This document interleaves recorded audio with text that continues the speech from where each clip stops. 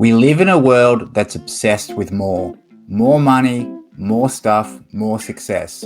But what if I told you that none of it guarantees happiness? Think about it. If money could buy happiness, then billionaires would never feel empty. Yet time and again, we see that fulfillment does not come from what's inside your wallet. In this video, we're going to be breaking down 3 powerful psychological truths that explain why money cannot buy happiness and what actually does.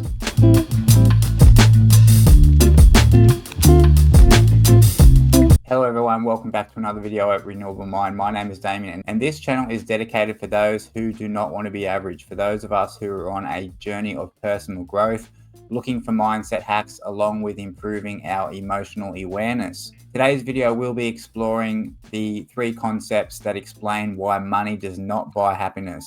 We'll be taking a look at hedonic adaptation, materialism versus meaning, and why relationships matter more. So let's dive into the science, the stories, and the surprising truths that might just change how you chase happiness. Because we are actually poor predictors of our own happiness. We think buying something will bring joy, but the effect is short-lived. And that brings us to the first concept of hedonic adaptation. It's also known as the happiness treadmill. This psychological phenomenon means we quickly adapt to new pleasures. We then, of course, seek out the next upgrade, creating a cycle of fleeting satisfaction. So Philip Brickman and Donald T. Campbell, first in 1971, explained the concept that is the happiness treadmill. And then in 1978, they conducted a famous study comparing lottery winners and paraplegics. Surprisingly, both groups reported similar levels of happiness a year after their life-changing events. This showed how quickly people adapt to both fortune and misfortune. So hedonic adaptation explains why we get bored with things that we once craved. It's not actually you, it's how your brain is working on a chemical level. Number 2 is materialism versus meaning. So buying things often provides only short-term pleasure, not deep fulfillment. Studies show that experiences like travel or time with loved ones bring more lasting joy than pure possessions. The University of Pennsylvania and Princeton did a study, and researchers found that while happiness generally increases with income, the least happy people plateau around $100,000 a year. That's because for many people, more money does not lead to more joy. Because generally, when chasing financial gain, it usually leads to and creates isolation.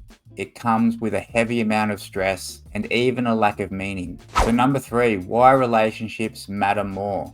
Strong social bonds are consistently linked to higher levels of happiness.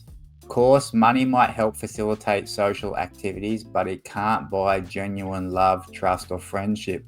This is something that people who do tend to have a lot of money, they struggle with having these genuine connections with people. They have a hard time trusting people because generally wealthy people will have friendships, they will have relationships that are actually tied back to their initial wealth. That means that these people are often finding relationships and friendships hard to trust. It's hard to know the authenticity of the relationship or the friendship due to those financial ties. So there was a study at the Harvard University of Adult Development. It was an 87-year longitude study that found that strong relationships and not wealth are the biggest predictors of happiness and health in the long run. So what actually does lead to happiness? Well, first, it's gratitude. This gratitude is appreciating what you have. It's being grateful for what you have around you. And when you have feelings of gratitude, when you are feeling grateful for what you have, you are feeling abundance in itself, which makes you feel fulfilled.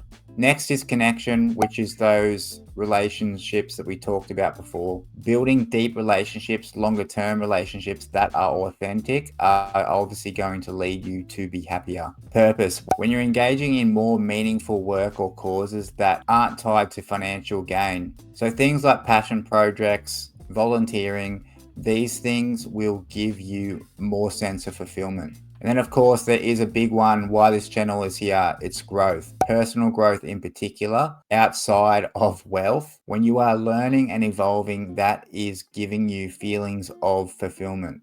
it is giving you feelings of purpose also. And then the last one is presence. We've all heard before about how living in the moment is living in a state of peace. Being present, of course, means living in peace. So there we have it for this week's video. I would be interested to know, how is it that you stay fulfilled throughout your life? Let me know in the comments down below. I'd love to hear and read your guys' thoughts. If you enjoyed this video, you can hit the like button. Don't forget to hit that subscribe button so you do not miss out on one of my 3 new weekly uploads. And I'll see you in here next time at Renewable Mind.